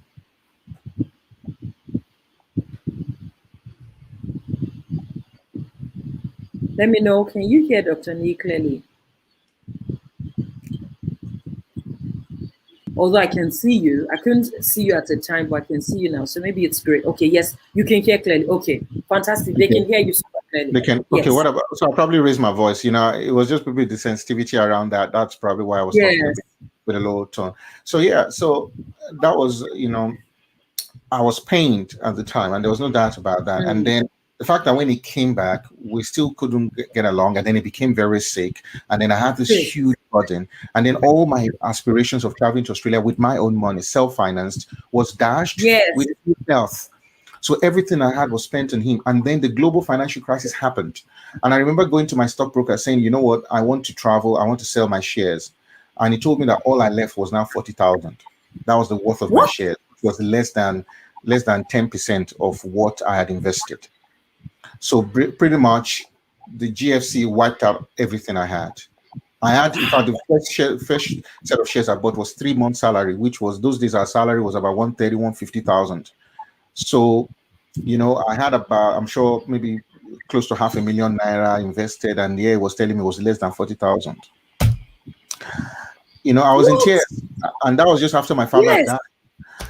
Do you know what? He gave me a check of 50,000 naira there and then. When he saw me, the stockbroker gave me 50,000 naira. It felt so bad for me, at the Yes. time, because I was just broken. I was really broken. I just felt, God, can't I just have a break? Why is life? I used to feel that, why is life so hard for me? I had life. Now I was 22, 23 from the age of 14. I'd had to be the man of the house. I had to be the person in charge. I had to support my mom. At that time, had paid my fees. I was paying the fees of my younger ones, of my older sister. I just grown up too quick, Mm. so my life was just, I was just miserable. I would cry, I would pray, and I would say, God, why this situation? Why am I in this kind of, I was hurt. And then when the man came back, he was sick, and wiped everything I had was wiped out. But you know what? When I knew I was going to come to Australia and I booked, paid for my exams, I couldn't afford the fees. And unfortunately, Mr. Wei and I, we were still in touch, but throughout the time when that stressful period when my father was sick, we just he was just unavailable. I would try reaching him. It was difficult to get, And at that time, of course, I was on my own financially at the time. So, and when my father died, I sent him a message, no reply, no response throughout the death and the burial. So I felt really hurt by him. Mm. I felt that, okay, yeah, we're closer than this, not a word. But, things happen for a reason. Do you know sometime in January, a few weeks before my exam, I'd given up on the exam at the time, or almost given up, because I had a visa, I had everything, but I couldn't fly to Australia. I couldn't afford it. So he rang me and he said, "Nee, wow, I don't know what happened. I can't even remember his excuse, but he was so sorry on the phone. So, so sorry." And I said, yes. Well, what will I do? I said, yes. I said, yes. I was open to him. I said, and then he said, okay. So are you still traveling? I said, traveling where? I said, I'm not traveling to Australia anymore. He said, no, you're going. Ah, The next day, he sent me the biggest or the largest sum of money anyone had ever given me in my life. my God. He paid for me my flight ticket. He sent it to me. I got the alert. I couldn't believe it. I got the alert. I couldn't believe it. Almost 500,000 he sent to me the next day. And I was from, God knew that this man was going to be. I don't know how it happened. How God, maybe God kept him from talking to me, so God he could make that emotional decision of flying me down. Yes. Yes. But Yes. while I was angry and I was feeling so sad that this man had let me down. Do you understand what I'm saying? And thank God I didn't lash out at him and all that because of the relationship. I didn't lash out at him or try to ignore his call. When he called, I picked the call. But thank God I picked that call. And this man paid my Exactly. flight to Thank God Australia. you were not too angry to pick the call. Now, he paid for my flight to Australia, and here I am now. I came to this country on a 3-month tourist visa with a $500 loan from some of my roommates. And here I am today in this country, an Australian citizen. I got married here. All right. Our wedding was in Newcastle in Australia. Married now for, this will be our 12th year, okay, of marriage. with two lovely kids and where I am today. But you can see the journey was a very rough one. Yes. And so when you ask me that initial question, which has led to all of this, why do I feel grounded, or why do I feel level-headed and humbled? It's because of my journey. It's because I know that, every step of the way, I had to learn to live by faith. Yes. And every step of the way, I have, and maybe later I'll tell you my journey in Australia. You'll be amazed, in fact, how I got to stay from a tourist visa, how I got my break and I got a job. And you know what? I only had 1 year experience. Can you imagine? 1 year working experience in a third world country. And how did I get into a residency training program in Australia with 1 year working experience, where all I knew was malaria and tuberculosis and typhoid? All right. And how did I get into, yes, that's all I knew. How did I get into this country? And how I was able to, I'm only one of 2 Black neurologists in the whole of this country. How did I get, yes, I'm just one of 2. There are only 2 Black neurologists in the whole of Australia and New Zealand. How did I get into this? How did I get to start my own business? And how did I get to, so I think a lot of that. Now, let me just pivot on 1 or 2 things that I'd mentioned, that I'd written down here when it comes to triumphing through vision and getting your purpose, how you can make your purpose stronger than your pain. Yes. And I guess when I thought about this last night, I was just reflecting on this, that what, purpose versus pain, and how do we just, and I'm going to bring some sort of neuroscience into this, into just looking at purpose and pain and, the different factors at play here. In my own understanding, the actual fact is that our purpose is actually stronger than the pains we go through. That's the reality. So it's a matter of perception. Many times when we're in pain, it looks like the pain is stronger or the pain is bigger that we can deal with. Your perception is usually altered by your experience. The reality of a perception is stimulus dependent. Perception depends on your sensory experience. So a lot of us perceive things based on contact and exposure and experience. But the reality is that, well, I'm using the word reality over and over again because your perception is your reality at that time. And your perception may not be accurate, but your perception is your reality. Okay. Have you ever wondered that if you want to buy a car, you suddenly start seeing the car everywhere? Well, the car's always been there. It's just a matter of perception. Your brain becomes, because you've focused on that idea, your perception enhances. So there's a selective process. So there are a lot of things in the background, really. For example, you may be watching me right now. You see a photo to my right there, a photo of my family. Some of you might not have seen it until now. I'm pointing at my thumb to it right now. Some of you might not have seen that photo of my family up until now, but you've been watching this for over 1 hour. All right. That's perception. Why? Because you're engaged with me and you're not looking at the background. There are a lot of things that happen in the background that, in our lives that that are important, but we don't focus on. We don't see the bigger picture because we're just narrowed in our thinking and narrowed in our vision. Yes. All right. And so that's what pain does. Pain narrows your vision or narrows your pain actually closes you in. Pain makes you very myopic in your view and your understanding of the world. A lot of things that are supposed to, sometimes it's good to step back and just see the bigger picture, but pain doesn't do that. It's just like when you're flying, and I think I heard it from somewhere. I can't remember where I heard it from now. It's just like when you're flying in a plane, and most of us have not been flying now for over a year due to the pandemic. But I remember I used to fly quite a lot, and when you're about 30,000 feet in the air, everything on ground looks very small. All right, you have that bird's eye view, and you can see everything looks very small.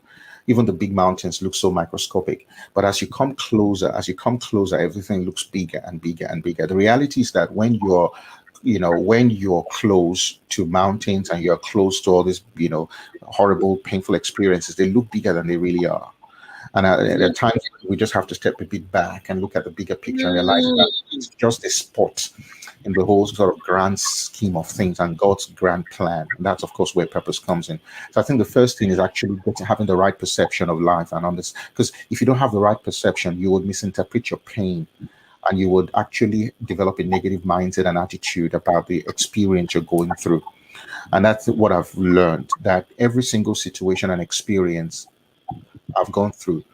Of course, when I was living through the pain, I didn't see purpose in it. I didn't see what God was doing in me. But from my experience already that I've shared, you would have seen that some of the disappointments, like the last one I shared, the fact that I was disappointed that a man that was close to me for 5, 6 years, in the lowest point of my life, left me alone, where I thought I needed him more, where I thought, I needed him. I'd lost all my money. I'd lost all my savings. I'd lost my dad. I couldn't even afford to buy a casket for my dad. If you see the kind of burial my father had, he had a very ordinary burial. Do you know I didn't have a single cent for his burial. It was Yes. people that just contributed from the village that did a very shabby kind of burial for him. And in fact, it was when I got to Australia that I went back to the burial ground to do marble and to do all of those things. It was an unmarked grave. Wow. And that hurt me. So I was in a place of hurt that I was a doctor and I just couldn't afford anything. I was a doctor and going home, I'll still take my molue, because I had nothing. All my savings had been gone to this man who was not there to even pay for my school fees. Yes. That was hurt me. That hurt me that he wasn't there. He didn't pay for my school fees. And then he's coming here and he's wiped away all my dreams. Wow. 4 months ago, I was thinking of Australia. And now I'm spending all my money, savings on him.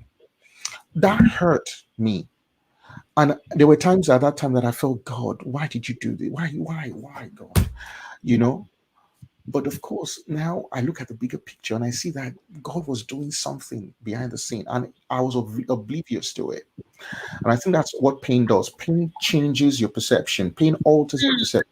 And that pain and that perception may not be accurate, but is the reality at the time. And that's one very important point I would mention. The other point I wanted to mention here, and this is, and I'll stop after this point, is that whenever you're about to start anything new, there are 3 new systems, and this is very neuroscientific, but I thought I'd bring in neuroscience. After all, why did I go to medical school? So sorry, did chip this in? Hey. God. So you've got the focus system, you've got the stress system, and you've got the reward system. And I'm just going to talk about these 3 systems and how they help with purpose and pain.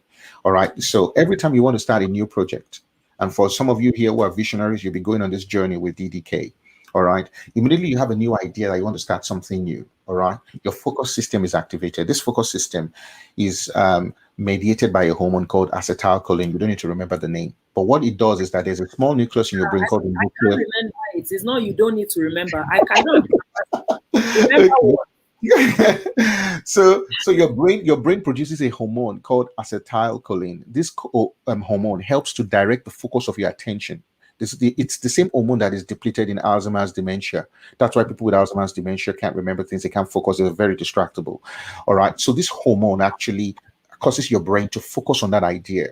Okay, so that's the focus system. Yeah, thank you for putting that up, acetylcholine. So when you're like, okay, I want to start a new project, I want to start a new thing, your brain releases this hormone and it directs the focus of your attention to that project. That's the focus system. Okay. Now, at the same time, there's another system in your body that is activated called the stress system, and this is mediated by cortisol and adrenaline.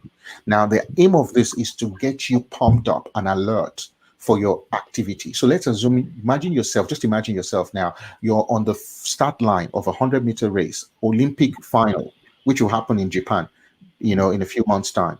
The Olympics, you are there, final, 100 meters, all right? Next to you are the world champions and everything. How do you think you would feel, all right? Your brain will be full of acetylcholine because you'll be focused. I want to get a gold. You'll be shaking. Yes. You'll be shaking because of stress and cortisol and adrenaline. You'll be like, oh, imagine, just you're about to deliver a speech to the UN. You know how you feel. Even you're focused, and then that's the stress system. You're alert. Okay, you're not going to be distracted. Your focus, your brain is so focused on the task that you will not even notice that some of your friends may be there. You may not even see your parents. You may not see anyone. You're just focused on what you're doing. And then your stress system is activated. Your heart starts to pound because of adrenaline. Your palms are clammy and sweaty, and you're just pumped up. That's the stress system. The stress system is meant to get you alert, get you pumped up for the activity. All right. Now, the problem is that a lot of us rely on the stress system to get us through. The problem is that the stress system also enhances pain. All right. It also enhances pain. And we now know that people quit because of the stress system. The hormone that makes us quit.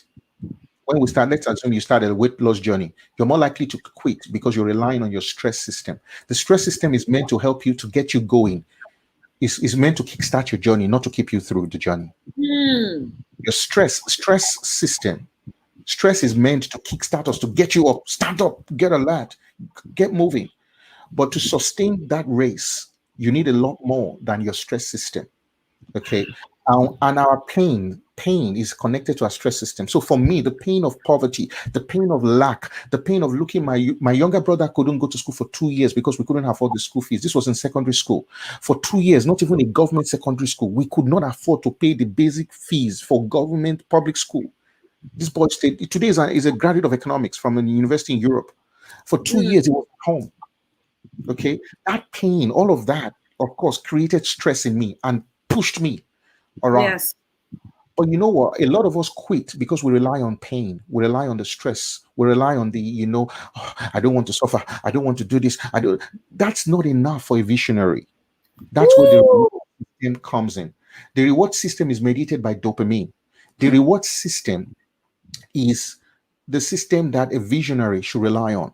Because the reward system, actually, every time you achieve your goal, you have a release of dopamine in your brain. Every time you pass an exam, you get a release of dopamine. Anytime you achieve a spiritual goal, maybe you read the Bible in a year and you're successfully completed, or you mentor somebody and you see the transformation in their lives, there's a part of your brain that is activated and you have a release of dopamine, which gives you pleasure, which gives you a sense of fulfillment. All right. And that's the reward system. But do you know that you can actually release dopamine in your brain and activate those networks by actually just thinking about the goal, even if you've not achieved the goal? So just staying at the start line. Do you know you can flood your brain with dopamine at the start of the race by picturing where you're going, the finish line, and seeing yourself crossing that line and releasing enough dopamine? Because you know what? Dopamine counteracts stress. Dopamine will calm down the stress hormones and everything. They work in, every time you're running on adrenaline, you're not going to see the finish line. I round up with this story of this woman, Florence Chadwick, who was one of the first women to swim the English Channel from England to France. Florence Chadwick wanted to do what no woman had ever done. She got into the water, icy cold water of the English Channel, and she was swimming and swimming. There was a boat next to her with her mom and a physician and a few mates, and they kept pushing her, go Florence, go Florence. But she just felt the pain. She said the cold was like daggers piercing through her skin as she was swimming kilometers through the English Channel. Then she gave up. When she got out of the boat, she said, I don't think any woman can ever do this. No woman can do this. This is for men. She got out of the water. And when she got out of the water, she realized she was just a few meters away from the finish line. When she was there, she said, why did you give up? She said, I couldn't see the finish line. It was all fog. It was a foggy morning. So she had no vision of the finish line. The people in the boat said, we're almost there, you're almost there. But she couldn't believe that. Them, because I was almost there, like 1 kilometer I go, and you're telling me I'm almost there. She felt they were just, she felt, she felt they were deceiving her. But so for her, it was just stress. Everything was stress. It was adrenaline that was pushing her and pushing her, but she couldn't see the finish line. So she got out. Do you know the next time she said, I'm going to do this again? Before she ran to the race, she started from the finish line. She looked at it. She created a mental picture. Someone said it's only the future that you can picture that you would feature.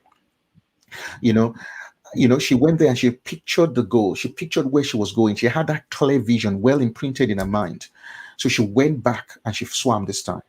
And every time her hands felt very heavy with every stroke, she was able to push through because she was now releasing dopamine. She was seeing the end from the beginning. And every stroke was a stroke that wasn't just based on stress, was a stroke that was based on a determination to go to achieve a goal. She kept pushing, she kept pushing. She felt the same pain. She felt the same stress. She felt the same, the same coldness, but she never gave up now. She never stood out of the water. She went to the end and became the first woman ever to swim across the English Channel. And she repeated it over and over again and opened up the door for many more women to do that. Now that channel is something that, and even children now have done it. All right. But she was the first woman to ever do it. But she had to have that picture. She had to look at the future and picture it. And that's something I'll encourage you to do. When I was in Yaba College of Technology, I went to a public secondary school. I could not speak grammar. I was so shy with my words. I couldn't speak. But every day I pictured myself that one day I'd stand before hundreds of people. I would picture myself do that and speak, and I saw myself doing that. And every time you think about that and you picture that, you create neuronal pathways in your brain that will actually help you. Oh God, I'm already preaching now, but I hope you get my point. So the focus system, the stress system, and the reward system. What you want to enhance as a leader, all right, is and as a visionary, and this is something that I've been working on. I'm working on the neuroscience of leadership, training leaders to improve their efficacy, their efficiency, their productivity with neuroscientific principles. And that's certainly something that I think a lot of people struggle with. When you focus on the now, and this is actually faith-based, there's a science to faith, and a lot of people don't even understand this as well. When you focus on your goal and your vision, you release positive chemicals that enhance your brain's productivity. You reduce your stress levels, and you can then move on. I'll stop there. Wow. Excuse me, please. Who are you? What? Thank you. Let me take a moment to also celebrate Dr. Sam Ekundayo. He is in the building. He is our mutual friend and brother. I met Dr. Niyi through Dr. Sam, and you're going to be hearing from Dr. Sam, from Dr. Niyi when you join the Visionary Compass, because they are part of our expert mentor faculty. And you know how this rolls. Like, if this was just a tip of the iceberg, how does the iceberg look? What? Guys, I want you to give it to me tonight. Can you tell me your biggest light bulb moments as you listen to Dr. Niyi Borire? Let me know, like, describe what you're feeling and describe in your words what this night epitomizes for you. If you're on the WAT side of it's morning, afternoon, wherever you are. Yes, Dr. Samuel says, iceberg, too bad. Wow, people aren't finding their words here. They're like, wow, say what? So I want you to please find your words. I can see a lot of fire emoji. Okay. Oyemi Pigeon says no barrier. That's what jumps out at you from tonight's session, that there are no barriers. Demi says there is a science to faith. That jumps out at her. Okay. I love it. Someone says your resilience, it's compelling. Yetune says, I have a good headache. Okay. Give it to me, Amaka, try. Amaka says, I cannot choose, but I want you to make an attempt. What stands out for you? Olushaye, Mothers Arising, says, I can't focus on the pain. It can't carry me to the finish line. I must focus on the future I want. So good. Absolutely. Marianne says, my chest is actually aching. I know, my heart has been burning listening to Dr. Niyi. Adeshola Adeboale says, having to wait every day with no money and food, and God always showed up. What a faith. Yes. Oluwatosin says, it is only in the future that you can picture that you will feature. So good. Edith says, the science of vision. I love it. Busaya is still in shock. Please, ushers, help her. She's still in shock. Kennedy says, I feel so weak with all the stuff I've heard tonight. I'm determined to flood my brain with dopamine always. Vision is faith, a risky venture, says Dr. Samuel Ekundayo. Adeomi Ojoy says, the future I picture is the one I can feature in, is a light bulb moment for her. I love it. No. Jadesola says, adrenaline can sustain you. Keep dreaming of the finish line. It will sustain you. Oluseyi says, possibility only. Just focus. That will stress us, complete with reward. Good job. Your journey is valid. Your journey is God's. Your journey is the key. Absolutely. Absolutely. Those says, light bulb moment. You mean light bulb destiny. I love it. So good. Mr. Ware, his obedience to God by being generous to Dr. Niyi has created this success story today. Only God knows the far-reaching impact my obedience will have. Exactly. This is a big, big takeaway for me. It has strengthened me to continue a life of giving, faith, resilience, service, courage. Nene says, I must have a never say die attitude. Wow. Please, ushers, help Anne. She says this one has restricted airflow. Please have airflow, please. Ogetaiwo says his degree of resilience is amazing. See the finish line at all costs. This is so good. Before I read a bit more, when you started to actually speak about the finish line, I was almost screaming because as we worked through the curriculum for the Visionary Compass, there are 4 key pillars of visionary success, and it's around the vision source, the vision itself, the visionary, and the vision scape, i.e., the context in which it thrives and serves the world and all of that. And when we were on the visionary, I really found myself walking through what really helps a person become a visionary. You know, that you have an idea doesn't yet make you a visionary. What makes you a visionary is sharpened perception that keeps you in the flow of light. The ability to always, because we are a multi-realmed individual. We are multi-realm beings. We're navigating both the realm of men and the realm of God. And that's not religion, that's spirituality. Every being is spiritual. Yes. And vision is when the gateways of the realms of God open up and you see what is happening there. Yes. You see what could be. That's it. Yes. So I started to say to myself, I am going to invest in helping people create an architecture within their souls that permanently makes you see, that puts you in the seeing lane every day, every time. Because that in itself is going to be a huge endowment for the future. It's those who see tomorrow first that are going to be able to birth it. And there will always be the first comer advantage. Yes. And that's precious. Yes. Yeah, look at you, one of 2 Black neurologists. See how that sounds? I almost want to go and study medicine, but it's late. No, it's not too late. Let me just put this out there because of what you said, and it's a shout out to my wife. Do you know? And I'm just going to give you those nuggets, okay? Because I'm pushing her to write a story, and I hope she writes a story. She will. Right. Yeah, I fell in love with a lady. If you go on my Facebook page, you'll see some of those old pictures. She has very, very prominent bow legs. Fell in love with a lady with bow legs. All right, and she was a twin. She went to Lagos State University. She did a degree program there where they didn't give her a certificate. You know, all those kind of degree programs that you do when you don't go through JAM. She did JAM and UME, the University Matriculation Exam, 4 times without passing. So she went through this program that was supposed to be done by the university. Apparently it was a scam because up till today, that university hasn't given her a certificate. Yes. And then she came down here, but we still got together.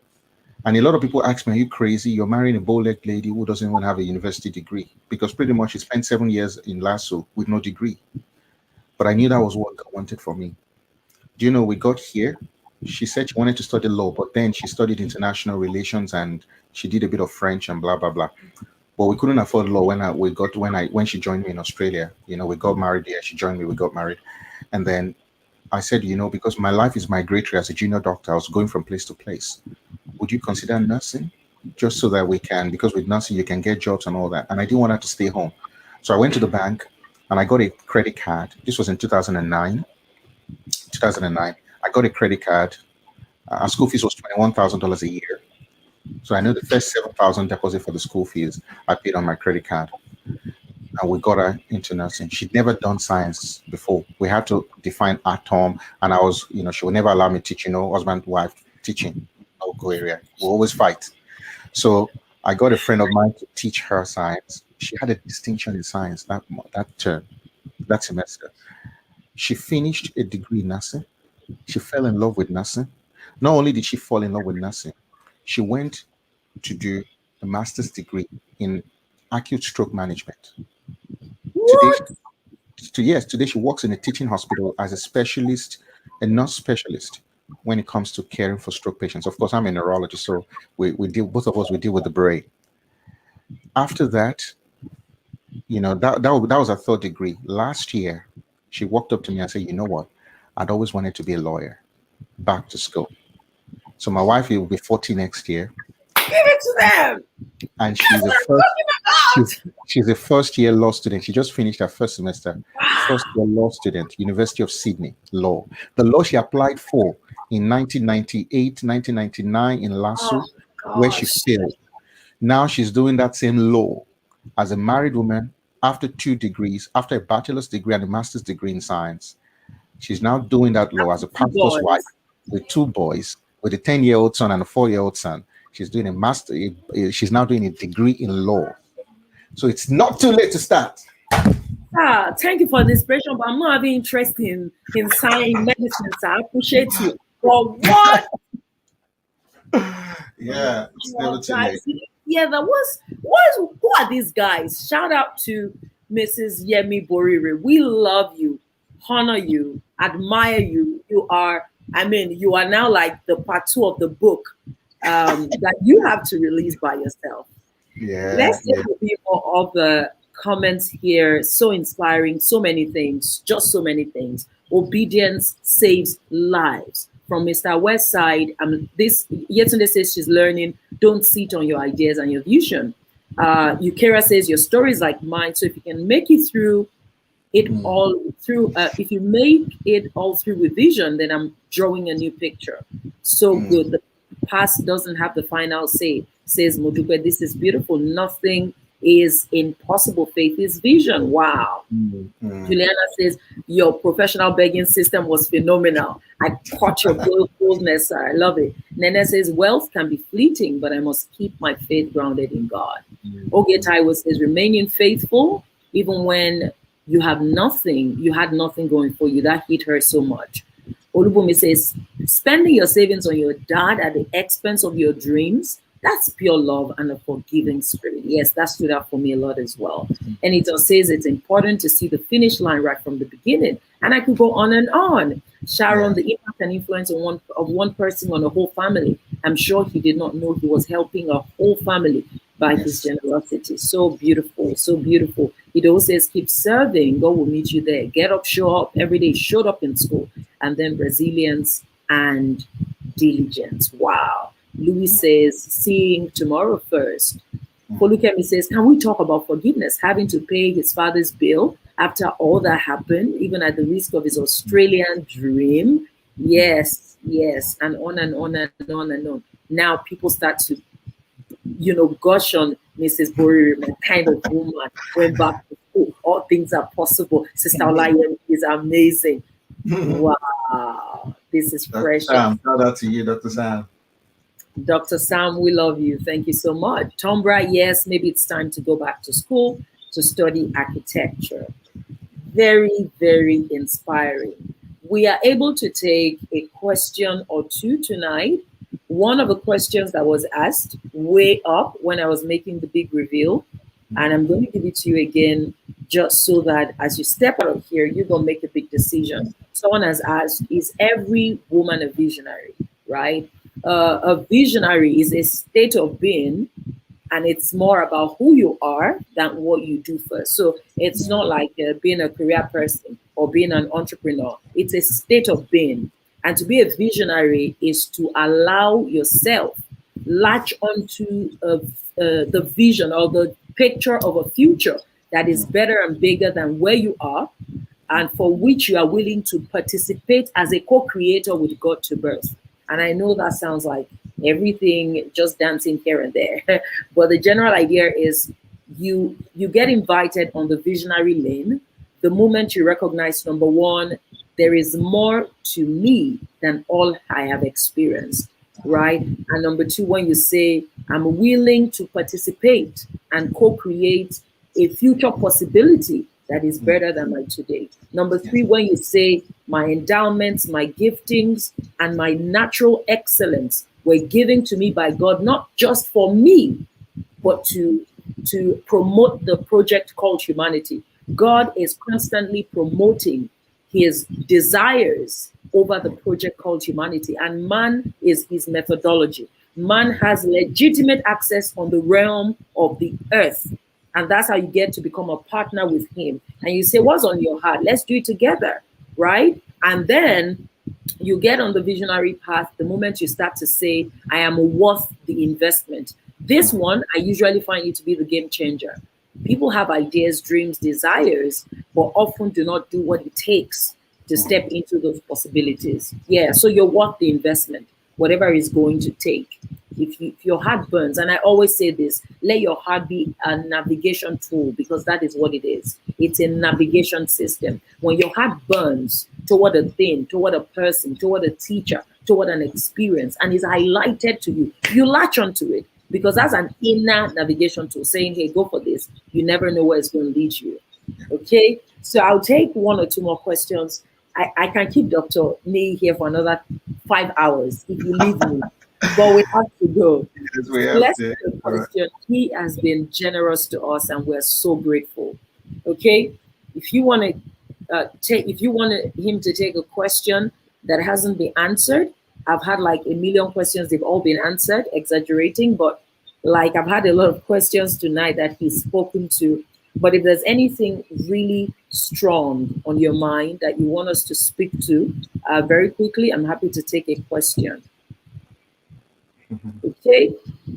I'm excited. Someone says, is it just me? These sessions keep getting hotter and better. Yes, so Dr. Niyi's part 2 is loading. Okay, I agree that Dr. Niyi's part 2 is loading.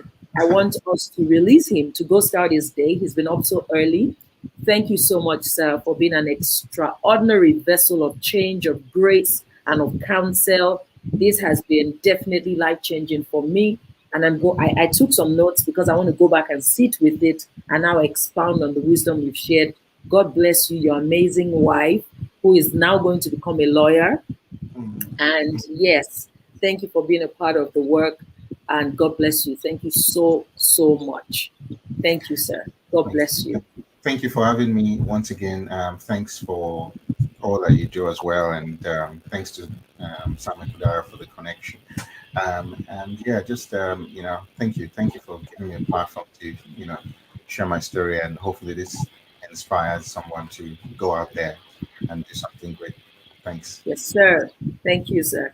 Okay, Taiwo, his handle is, I think it's at Niyi Borire. Am I correct, yes, sir? Niyi_Borire. Niyi_Borire. Yes, Niyi_Borire. That's at Instagram. Niyi_Borire on Instagram, okay? So ensure that you go follow, and you're going to be bombarded. He even has a great book that I think you should go download for free, and yes, you might be fascinated. The Diary of a Brain Doctor. Yeah, Brainiac. Of a Brainiac, yes. Brainiac. Diary of a Brainiac, yes. Just talks about my career, why I chose the career, and how I moved from computing to, so somebody who wants to find purpose in career. It's a very small book, just talks about that. It's a book for maybe that from teenagers, for young adults, or people who are transitioning. You'll find that. Very beautiful. Thank you so much, sir. Thank you, everyone. Thank you. Have a great evening. Lots of love. Yeah, thank you so much.